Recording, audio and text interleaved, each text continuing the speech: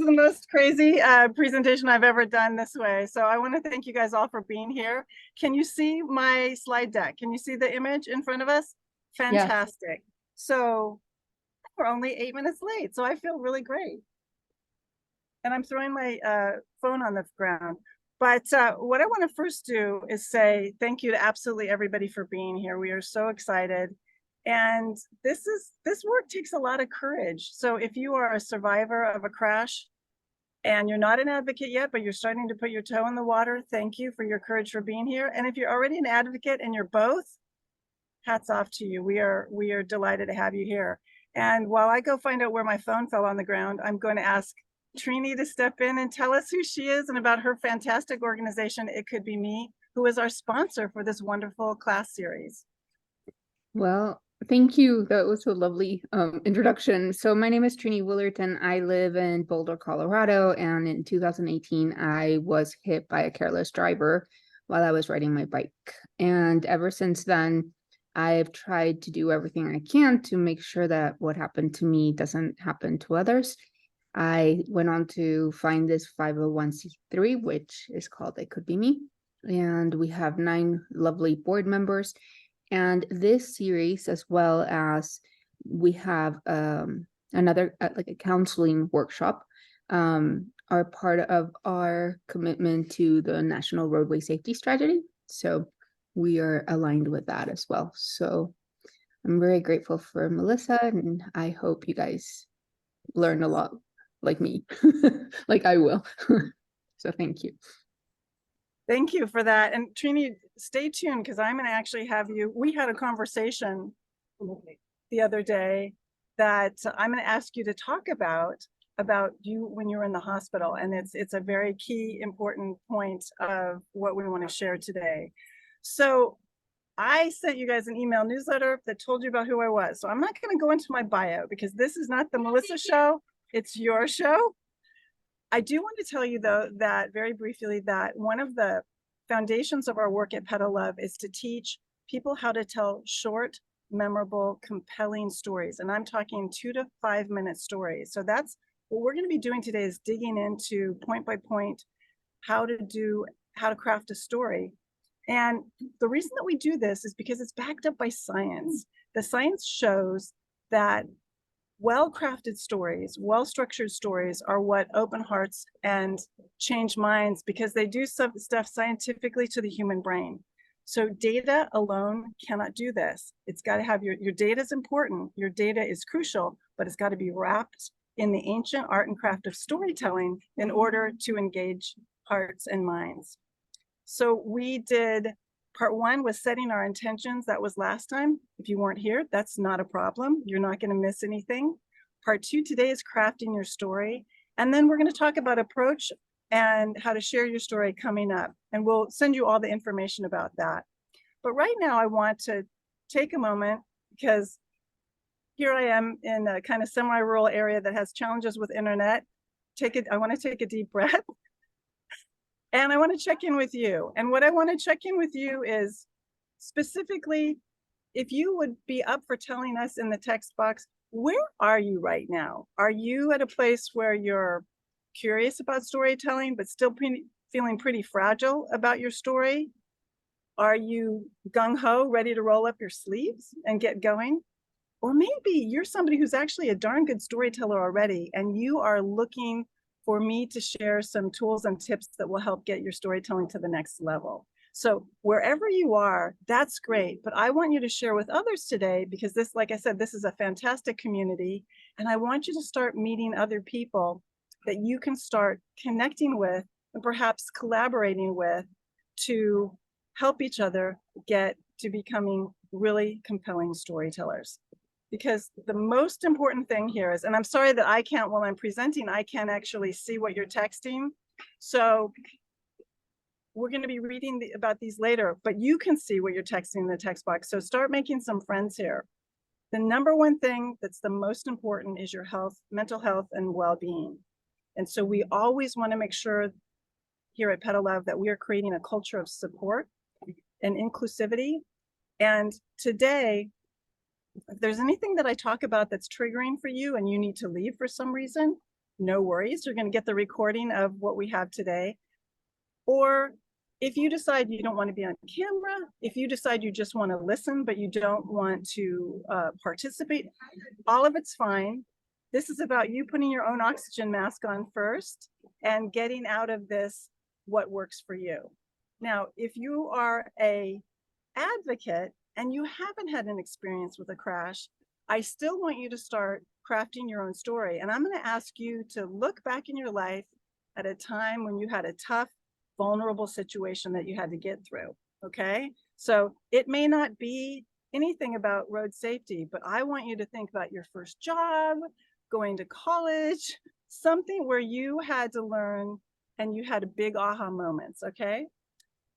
If you're a crash survivor and you're realizing that you're not ready to tell your story yet, that's not a problem. Why don't you think also of a story of a time that's not as heated? Any story that you craft, that you start crafting today, is going to help you with your advocate story. It's the same principles will go into effect. So I want you to just kind of think about that. And if you feel like your crash story is too heated, not to worry. You're going to have, you can use another story. My philosophy about how to work with those that have had a traumatic situation for advocacy is that storytelling is in two stages. First, you've got to be able to tell your story in a very supportive, informed community, people who are like you that have been through the same experience, and if possible, with trauma-informed experts. And this is one of the things that Trini is making possible with her own therapist that meets on occasion with people that are part of the It Could Be Me network. And it's groundbreaking and it's very important. Only when you feel ready do you move into becoming a storyteller for strategic purposes, because it's different. When you tell a story as an advocate, you are not telling the story just to get it off your chest and for you to feel better. You are telling stories to make change, and you've got to be in a good place to do that. Otherwise, when you tell your story, you're going to get re-triggered, and it's going to be harmful to you and your mental health.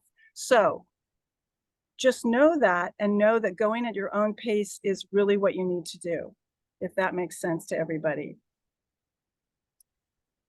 So if you have been telling your story and you're frustrated and you're like, I'm not moving the dial, people aren't listening to me, whether you're an advocate that's not yet talking about crashes, or whether you're a person who's survived a crash, the truth is, if your story's not working, you're not telling your story in the way that's compelling to people, that they can hear it.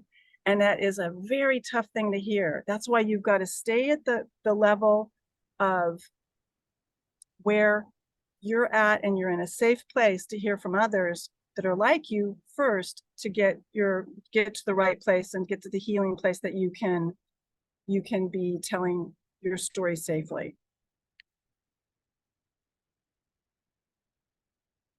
So also, we want to make sure that we understand why we need to tell the stories of individuals rather than just group stories. And the truth is that it's great to celebrate what we do as groups. It's great to celebrate the rides, the events, showing up for things, but people have a really hard time differentiating between a bunch of different characters. So think about your favorite movies, think about your favorite books. They usually follow between 1 to 3 characters and just one person at a time. So if you haven't been convinced yet why personal stories are important, this is the reason. So as we get ready to dig into the storytelling directly, I want you to think about your goals for storytelling. It's always for advocacy, there's always goals. And if you haven't written down your goals yet, why don't we take a minute right now and just do that? And this is for you, but if you'd like to share, again, to kind of create community here, please go ahead and share in the chat box. But let's just take a minute right now and do a minute of writing down our goals.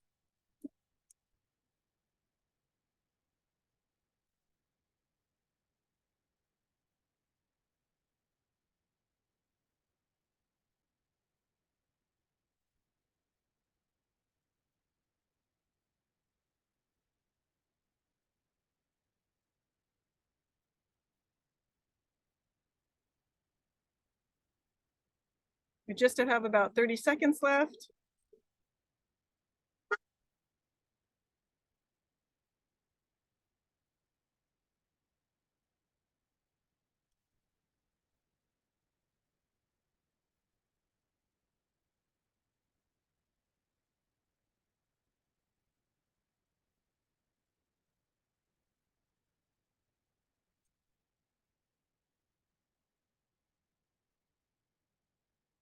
Okay, so set that aside.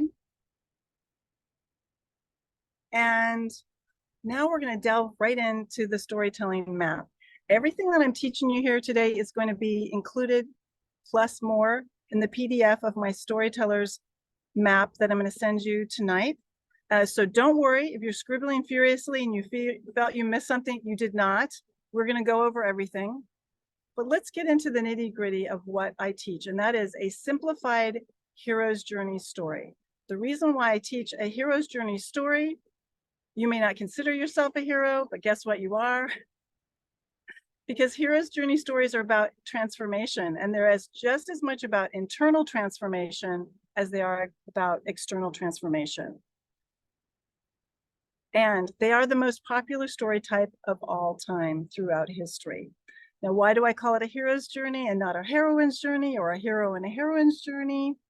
I want to reclaim the name hero for women, because guess what, ladies? Hero was originally the name, a female name in Greece. The first time the word hero has been used in history was in the ancient story of Hero and Leander, and hero is a girl. So that's why I use the word hero. So as you start to write your story, get out your your paper and pencil if you haven't already. And I always start with 3 questions for an advocate's story. The first is, what's your purpose for telling this story?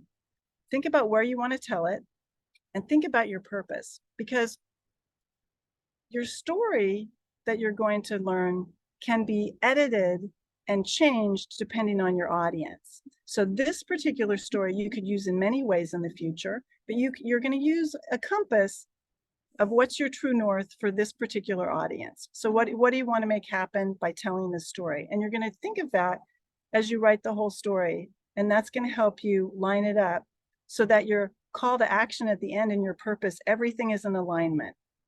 This story is true. The next thing you're going to ask yourself is WIIFM, like a radio dial for those of us who are old enough to remember when we had car radios. And that means what's in it for me. And in this particular case, it means what's in it for my audience. So you need to meet your audience for this particular story where they are. You might have been in advocacy for a while, or you're brand new to this about safe streets. And what happens when we get really zealous and we learn insider baseball language and we feel great about it. And then our family and our friends and their PTA and the business association can't understand what the heck we're talking about. So think about who your audience is. And I want you to recognize that you need to create some bridge building of understanding, and where do you guys have commonality when you're going to tell this story? And then the third thing you're going to ask yourself as you start setting up this story is, how will you create narrative transportation? Now, this sounds like a traffic engineer came up with this word, but they didn't. Narrative transportation simply means that you lose yourself in a story. So why did you binge watch your favorite show over the long weekend? Why did you stay up until 2 o'clock in the morning to read that mystery thriller? Whatever it is, why do you stand in line to see a big blockbuster movie? Whatever the reason is, that was narrative transportation. And here's the thing. The more you have narrative transportation in your own storytelling, the more you have the opportunity to open hearts and change minds. So, because when people are listening to a really compelling story, MRIs show that they are participating, they're not just observing. So that is really crucial. The better storyteller you are, the more engaged your audience is, the more opportunity you have to get them to vote the way you want to vote, support the cause you want to support, come out, participate, and more. Or stop texting and stop talking on their phone while they're driving, and to slow down. And now as you think about this story, remember that you only have 2 to 5 minutes to tell it. And you may have a story that took years to unfold. So instead of telling the whole journey of this big, long story, you're going to tell a slice of it for this particular short story. You're going to zoom in just like a camera.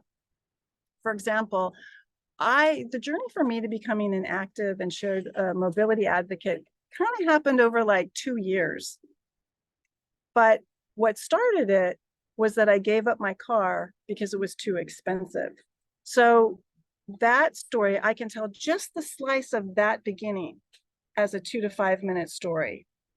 And I can tell it well. I don't have to tell the whole 2 years. So think about your story that you want to tell and see if you can zoom in on just like a very short amount of time that covered to just tell a slice of the story.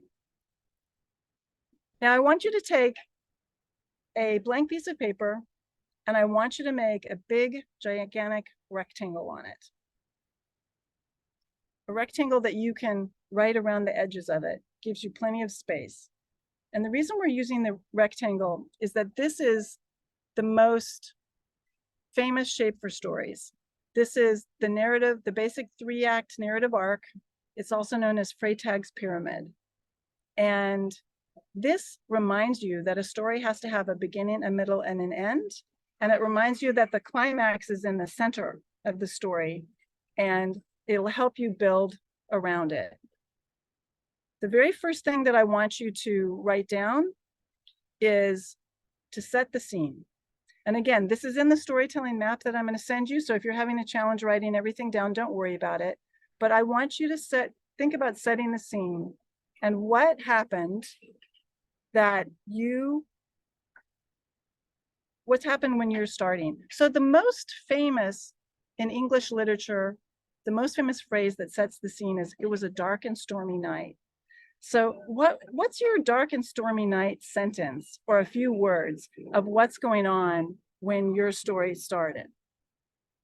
Think about how a movie, just like in the first like 30 seconds or a minute, you know if it's taking place in a desert, you know if it's a thriller taking place in Seattle, you know if it's going to be city, country, whatever. They kind of bring you in right with their visual, and that's what you're going to do with language. So just take a minute right now and think about what that could be.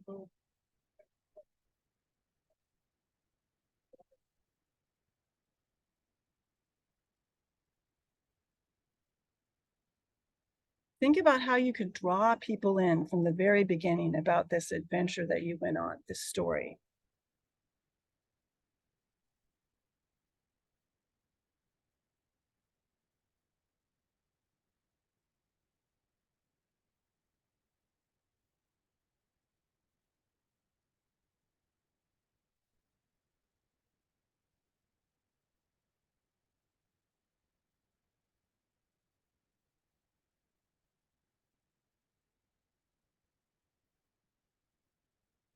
Okay, so we just have a few more seconds to go, and we're going to have some more time to work on this later, but just kind of sometimes the first gut reaction is the best.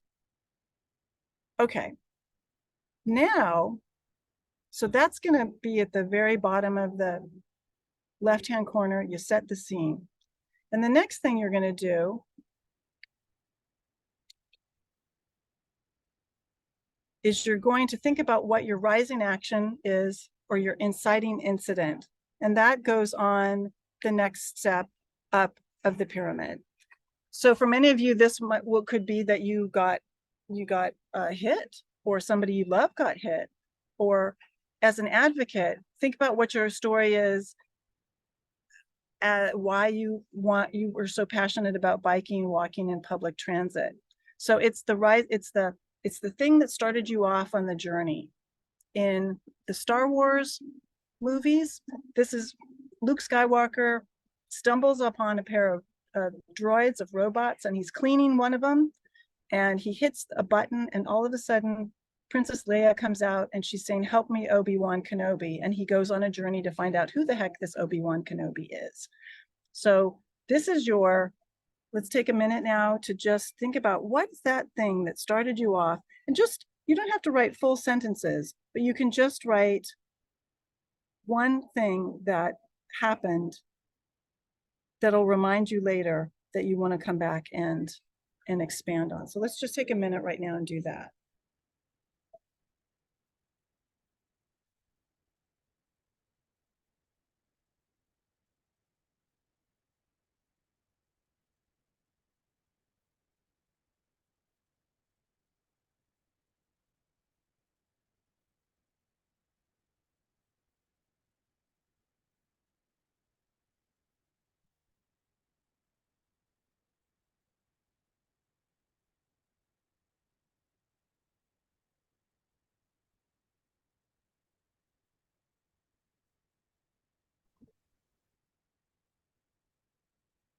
So just about 25 seconds to go.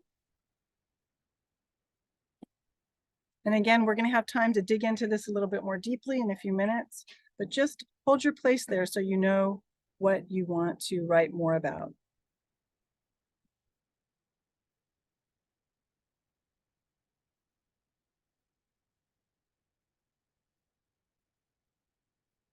Now, the third thing you're going to ask yourself is, did you meet a mentor?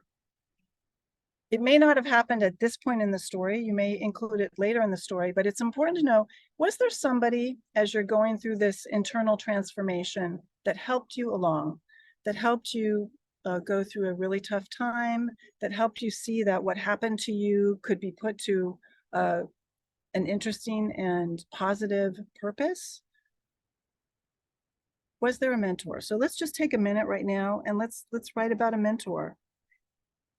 Now, in the story I wrote about my origin story of how I became a bike advocate, weirdly, it's not a person.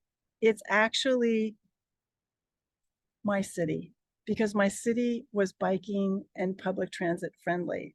And I knew I could give up my car because I had realized there was good mass transit. So just think about what, if there's a mentor, and it doesn't have to be a human mentor, but it was something that helped you make this transformation.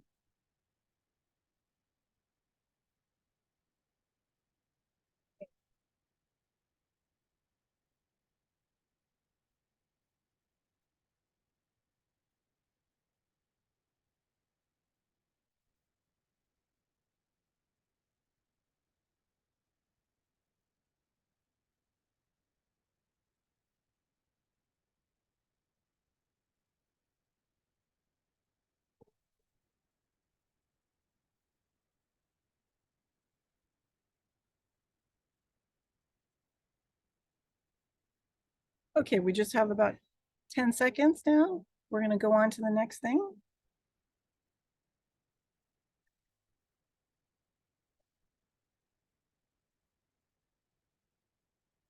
All right, the next thing is the top of the pyramid, and this is the height of the action. And remember, this is the height of action internally just as much as externally.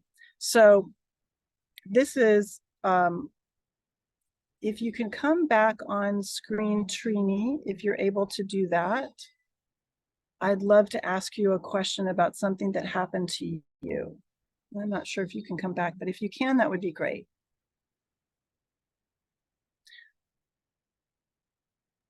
I turned it off because I'm having horrible problems with my internet. I don't we're having one of those days. Yeah, Thank you for everybody for being a good sport. Okay, so Trini, the thing that I want to talk to you about that I realized was a climax for your story, and what we were talking about the other day was that you're in a hospital room and you find out that the police did not interview you about your crash, but they interviewed the driver. She lied, and then a couple of journalists take it away. Talk to us about that, because that is really a big height of the action for me. Yeah. So thanks, Melissa. So it was a he, first of all, but it was a man. And so when my crash happened, I never got to talk to the police at the crash site. So they took me to the hospital, and this man remained with the police, and he gave his version of the story, which was really a bunch of lies. And it was very, very sad, because when I finally they took me to the ER and they were assessing, and it took a couple of hours, and eventually I ended up in my room. And the next thing I know, I'm reading about what he had told the police as a fact, because what ended up happening was that like a small periodical that we have here called the Daily Camera they heard about the crash, and so they called the police station, and they just read whatever was on the sheet of paper to the reporter. The reporter didn't take the time to talk to me for whatever reason. I mean, I'm sure he tried, but I was in the ER, and honestly, he should have just waited, but he didn't. And so he went on and he printed whatever it is that this man had said, which was pretty much that I was at fault. According to his recount, I had crossed from the bike lane onto his lane, and he had no resort other than to hit me. When the reality was that the police had photos of the impact, which was on the other side of the road. So the man crossed the double yellow. I was already making a left-hand turn as he T-boned me. And to the point of impact, we were heading eastbound. The point of impact was on the westbound lane. We had witnesses. But in spite of that, what I was telling Melissa was that if he would have killed me, I mean, this man was going over 55 miles an hour and driving an F-150 truck. So by all intents and purposes, I should really not be here. But if I wouldn't have made it, he would have gotten away with it. He could have just told the police, yeah, no, this crazy woman just swung in front of me. And sadly, I want to say that the journalist tried to get in touch with you, but I don't know if that's true, because they go by the police reports. And so there's a lot of work for us to do. And I was saying to Trini, I've got a list of things for you as your media advisor that we want to do with this story. So now I just want you to take a minute and think about what Trini's talked about and think, do you have something like that really kind of was the climax? See how it wasn't what happened. It happened later, where she realized that she needed to use her voice to change things. So think about your own story and think about what was really the height of the climax of when you realized you needed to do something, right? So think about that, and let's just take a minute right now and jot that down. And again, you're going to have a little more time in just a few minutes to write more, but be inspired by Trini's story and see what comes up for you along those lines.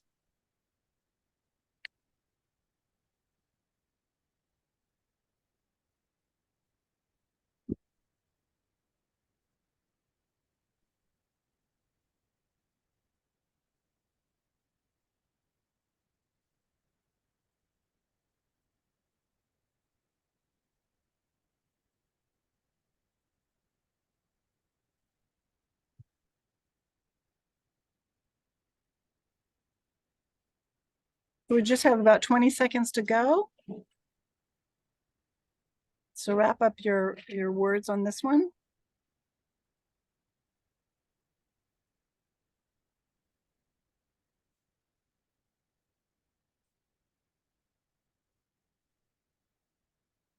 And the next thing that we're going to talk about is the falling action. So this is the complications like real life, and it happens also in a story. So you think about, so in Trini's case, and I'm going to put words in her mouth, we're just going to pretend for a minute that on her journey to becoming an advocate and saying, we really need to have the person that was hit also always in the police report, and if they are alive and can speak, the police need to talk to them, the journalists need to talk to them. There were twists, there were turns, there were complications. In my case, when I gave up my car, I went to get all my stuff out of my car in the impoundment yard, and I realized that all of the stuff in the trunk would not fit in one suitcase, and I was going to have to come back another day, ride the bus out there all again. And that would have been fine, but it was over 95 degrees and I don't do well with the heat, and I had to walk like a mile. So you have had something that you've had to walk a mile emotionally or physically in 95-degree heat. And so think about what those were. people you thought were going to be your allies and they weren't, things you thought, that laws that were going to pass that didn't. So take a minute and just jot a couple notes down about one, or could be several, detours on the road on your story to getting what you wanted done.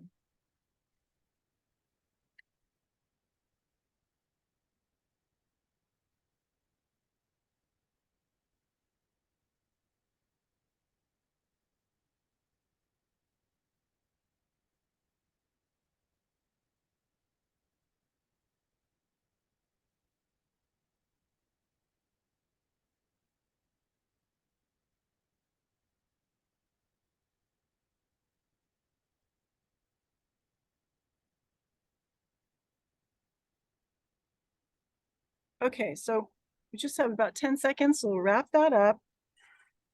And we're going to go on to something that's really one of the most important things in your story. And this is the hero's transformation. It's also called the struggle and overcoming. And that was coined by a very well-known bestseller on speaking, Carmine Gallo. He's written Talk Like TED and a bunch of other top books on public speaking.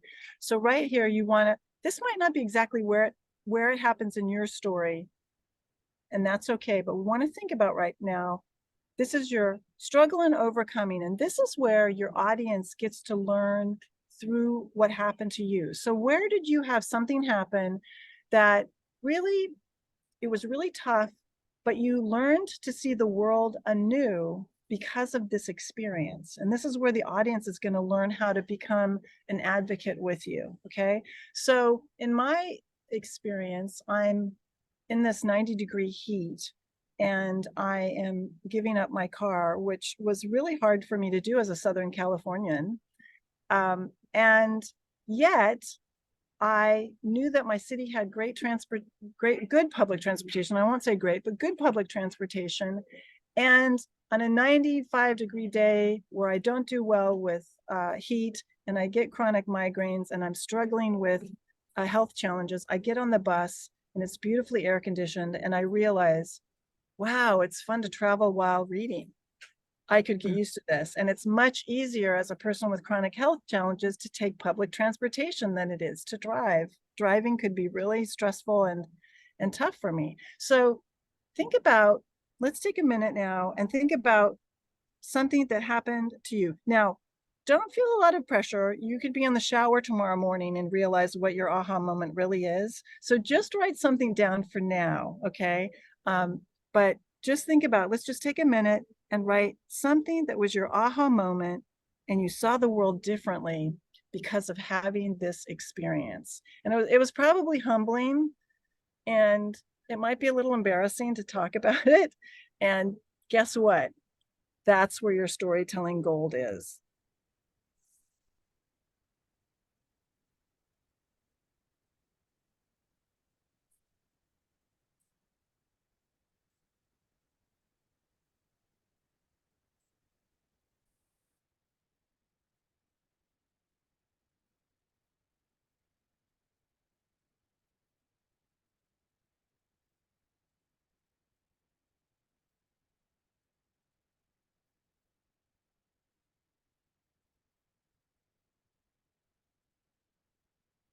I keep looking over because the fast food place over my shoulder, I don't know if you can hear, it's rocking out. I'm hearing every 70s and 80s rock song, that hard rock song that I could ever want to hear. Okay, so let's wrap that up. So, we can't hear anything. Good. Right? Hear anything. I'm glad you can hear me. Okay, so let's wrap that up now. And we're just about ready to get to the end. But before we get to the end, we want to do something that you're going to add sense memories, at least one. And this is from a very famous storytelling coach named Babette Bruster, who teaches at USC. And you want to think about, what did you hear? What did you see? What did you taste? What did you touch? What did you feel in some way? This is really going to draw people in and put them right with you so they can feel they're there. You can use more than one sense memory, but use at least one and go through the different aspects of your story right now and think about where you were when that thing happened and what was going on. You might have more than one sense memory for each, or you might have one for each of them. And if you'll remember, I talked about the heat. I talk about the heat so much in my story, it's almost a character, because it was over 90 degrees, 2 blocks from the beach in March in Long Beach, California. So that was one of the times when I really realized that this was in 2007, and I realized that climate change was barreling down on us. So let's just take a few seconds right now to think about what you heard, what you tasted, what you touched, what you smelled, what you felt in different parts of your story.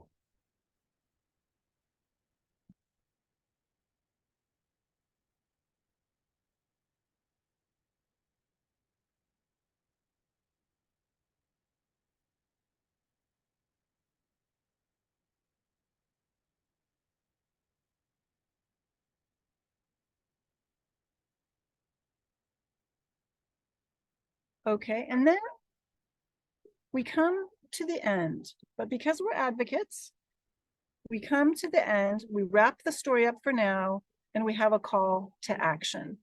So your story might be, remember, this is a slice of something. You might be in the process of trying to pass a law, trying to get people to slow down, stop talking on their phones, get a piece of infrastructure built, whatever it is. And it might not have happened yet. It takes a long time to get some of this stuff done. But that's why you're using this story to gain fans and followers to help you make this happen, right? So as you wrap your story up for now, make sure that your call to action feeds into that purpose for telling the story, and that your call to action is very specific. You don't want to give people kind of, please help but make our streets safe. That people are like, yeah, okay, thank you for telling your story. And then they go home and they do nothing about it. So do you want people to vote? Do you want people to support your cause with money? Do you want them to show up to an event? Do you want them to tell, are you an advocate that is learning how to do this, and you're going to go tell your board and your communications team that now everybody gets to learn how to be a storyteller? Whatever it is, you're going to be very specific in your ending to ask people what they want to do. That it's going to be super clear. So let's just take 30 seconds right now and just jot down, think about what your purpose was for telling the story, think about who the audience is going to be, and think about what you want them to do. What do you want? You might want them to do all of that, but think about the easiest choice, the easiest step for them to do something concrete that's going to make them feel a sense of reward because they were inspired by you. So let's just take 30 seconds to write that down right now.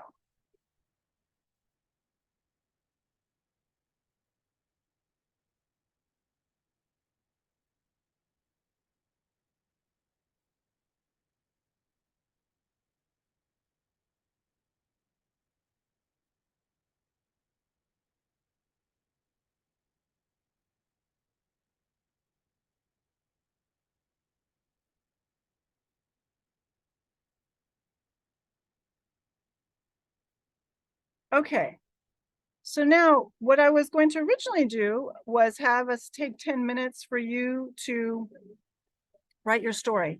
But because I'm sitting at a Starbucks and I didn't bring my power cord with me, I'm going to flip it, and I'm going to actually ask you to tell me if you have any questions, because I'm afraid of running out of power. And then I'll try to run home and see if I can see if I've got my internet back and come back and see where we're at. But I want to answer any questions that you have right now while they're fresh in your mind. Anything that doesn't make sense to you, anything that you'd like me to clarify. And remember, you're going to have to unmute yourself in order for me to hear you.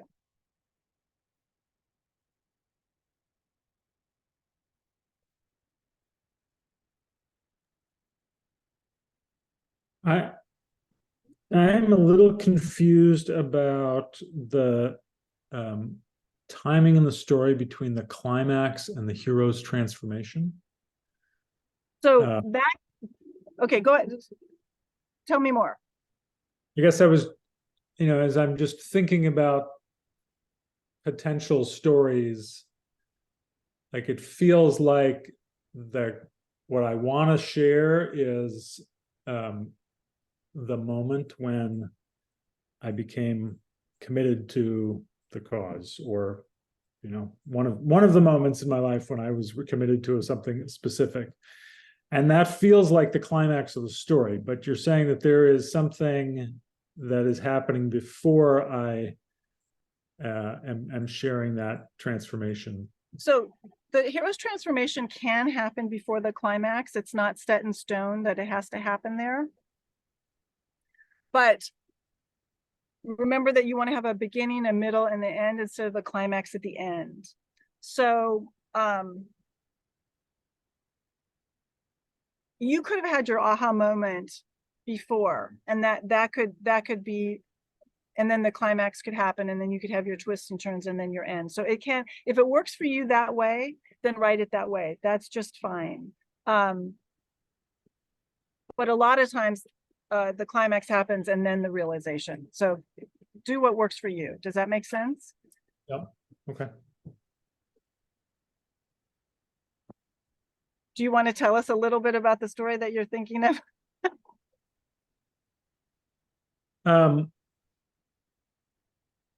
Sure. This is not like, I can think of one that I might tell to younger people about what motivated me to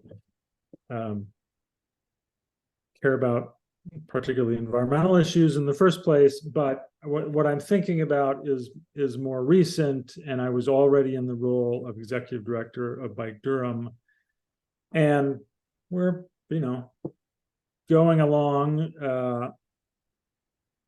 taking actions and trying to build the community, build the organization. And then at a point last summer, there was a neighbor who was killed while he was with his family crossing the street on his bicycle. And that's not the first person who had died on the streets while I was in this role, but most of them we did not have any personal connection to. And so we didn't reach out, we didn't know the family, didn't know how to get in touch with families. We had talked about how do we do that. But in this case, it was someone in the neighborhood, and there were members of ours who shared that with us, said that they knew her on social media. People were looking to us for what to do and a reaction. And fortunately, I was able to communicate with people who directly were talking with his widow, and said she's open to having a conversation with you. And that was a moment when I realized, if this organization is for anything, we have to figure out how to respond to this moment. People are looking to us, and this is the role. And if we can't stand up here, then probably I'm the wrong person for the job. And so thinking about that, and went into the conversation on a phone call with Allison, and she is just a wonderful person. And it was only days after her husband had been killed, but she was open, sharing how she was feeling, open to, she wanted to do something that would allow the community to come in to honor Matt's life. And so we brainstormed some things. We had experience with Ride of Silence for a number of years, and I offered that we could organize a Ride of Silence in Matt's honor, and she liked that idea. And we were going to do it the next Sunday. And so we, usually we're planning this for months in advance. And so just reached out to both neighbors and also our network, found volunteers who would help, and that day, 150 people turned out at the park that was adjacent to where Matt was killed, and I had to also think about how to so honor the moment and say words that are respectful to his memory and to the family members that were there, and also trying to offer condolences to the others who didn't know. Some of them knew him well, some of them didn't know him at all. I've never done anything like that before. Felt a little bit like a minister. But I remembered words of friends of mine who had done the Ride of Silence, and about how powerful the silence is, and being in community together. And still I can feel the power of it. And so I shared that and asked people to pay attention to how they were feeling, and also to feel that power of togetherness. And when you act together, there's strength in that. And so we did the ride, and we started with the crossing where Matt was killed, and we went past the family's house, his wife's house, in the ride, which we were supposed to just pass by, but the people at the front of the ride didn't get the message, and they stopped, and family was there watching, and then everybody's piling up and stops, and then everybody who had bells starts ringing their bells. So you have this beautiful ringing of bells, and their kids came out with Allison and grandparents, and just for minutes would there, and then we proceeded. And where I want to go with the story, but the emotion is all caught up there, is how then over the next 6 months, we turned that into a call for action. And Allison also got motivated to be an advocate, and spoke either through a neighbor or directly.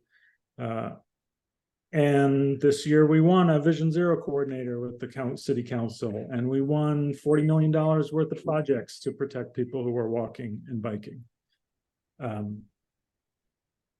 And the call to action that I want to do, because I want to use it as a fundraising party this Sunday, is that, in acting together, we are stronger, and we can make these changes in our community. And we need your help by yes. And I would say that you've got time to be able to do this. You're going to be able to do this. You're already there, right? So definitely that you had your aha moment, and that is the climax. The ride is the climax, definitely. You're going to have, I would ask you to include some of the falling, like where the stumbling blocks were to get, the 40 million, and this, you're the executive director of Bike Durham. But what I want to share here, and I'm glad that you shared those things with others who are on the call who are not yet affiliated with an advocacy organization, to please reach out to Trini or myself and ask who might, if you don't know one, because they're here on this call, and make sure that you line up with them, because you touched on some things, John, that I want to make sure people understand, that more money is coming in for safe streets than has ever been available before. And it sounds like you guys tapped into some of that money. 40 million, right? And so what I want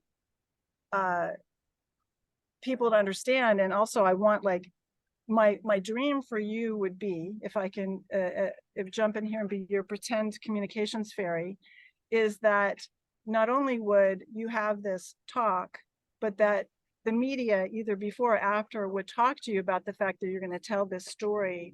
And there's one last point that I didn't share here that I want to share, and that is solution storytelling. So this is for the people that are like John, like Preston. They've been at this for quite a while, and now this is where, especially when you're going to talk to the media, you add in solution storytelling. And again, this is in the handout that I'm going to give you, but this is from the Solutions Journalism Network, that they've done research that proves that when you put solutions in media story, people feel much better about it. They feel more engaged. They feel more hopeful. And so this is where I would want the media to be listening to you as you say, these are the solutions. We got this 40 million to do this, but here's what we need. We need you to donate to us to do this, and we need you next month to vote on measure so-and-so so that we can complete the protected bike lane network. What are I'm putting words in your mouth, but you know what I'm talking about, right? So that they see that you have the solutions and the vision, right? And so this is not for everybody. And if you're not there yet, don't worry about it. You're going to get there. But it is, again, all in what I've spelled out for you in the handout. And it's the acronym WHOLE from the Solutions Journalism Network. They have given me told me that I can use this, I can teach it, and I can write about it, because they only work with journalists. They will not work with advocates. So we're just at 5 o'clock now. And thank you everybody for your patience with this, as we had, Trini and I both, what an adventure. But what I want to say is that if any of you want to jump on with me tomorrow or over the weekend, I'm happy to connect with you about this, because we've had such a kerfuffle. We can go over what you're working on. John, if you want to touch base about what you're working on, or you can email me, because again, I want you not only to be able to tell your stories, but when you're in this situation where you're ready for the media, I want to make sure that you're reaching out to the media to let them know that you're going to tell the story, if that makes sense. And so Trini is on that. Others of you are on that. Does anybody else have another question for us as we wrap up tonight? I have a question. So with regard to John's story and others like it, yes, it's kind of a global question. Who has the right to tell these stories? In other words, Excellent question. Yeah, excellent question. So as an advocate, you know, I've been at this for about 12 years, and what my associate Jim and I have decided and realized over the past 2 years is that you should always ask permission to tell somebody else's story. Even if you've already seen it in the media talked about, if you can reach out to the person, or if they've sadly, horrifyingly been taken, their survivors, to tell the story. And because this gives them an opportunity to have the story told the way they want it told, and to give nuance and depth and breadth to their truth. And so always, like John did, always ask, you know, permission to do these things in other people's honor and to tell their story. Is that a good answer? Does that work for you? Yeah. I mean, that you know, definitely makes sense. I guess, you know, what happens with stories is that when you tell them over and over again, they do change, and then other people co-opt them for their own purposes, which is maybe a cynical way of putting it, but you know, other people will, you know, tell the story. I mean, and you know, much of this is really beyond our control, because once a thing is out in the world, it's there, and it's really for anyone. So I guess but it does seem like there's like an extra measure of responsibility when you're when you're the organization or the person asking to tell a story for a particular purpose.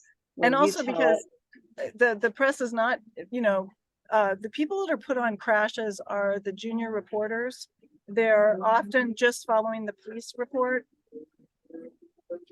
So if you're, you know, a lot of bike advocates are becoming biking and walking organizations, but even if you're still a bike advocacy organization that doesn't do walking, and there isn't a walking organization, and the person that was killed is a pedestrian, by you reaching out and saying, I'd really like to get this person's real story, you're building a bridge and you're letting the truth come out. And so I think that's, I'm so happy that you asked that, because we covered it in the last class and I didn't this time. So thank you for bringing that up.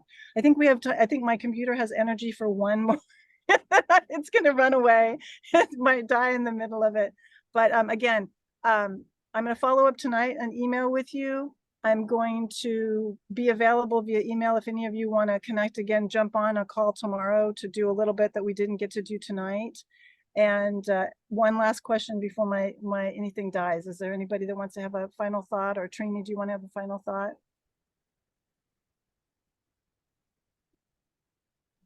I guess just to thank everybody for being here. You know, it's really, really important. Like I said on the post earlier, we do need an army of storytellers to change the world. And thank you for willing to be one of those. If you have enjoyed yourself today and you want to join us next time, or you have any comments for us, please text them. I'll be able to print the text out when I get home, and I'll be able to see everything that everybody commented. If you have final notes for anybody, if you'd like to reach out and connect with anybody and share an email, please go ahead and do that real quickly. I'm going to leave it on here for a few minutes so you can do that. We want to, we're building an army. This is a movement of people, and we want to help you in the really important work you're doing. Thank you all so much. I look forward to seeing you soon, if not tomorrow or over the weekend, next month for the next class. Trini, take good care. I'll talk to you very soon, all of you. Thank you, and I'll leave this up as it drains down, and maybe you can hear some of the nice rock and roll music I'm listening to. Thank you.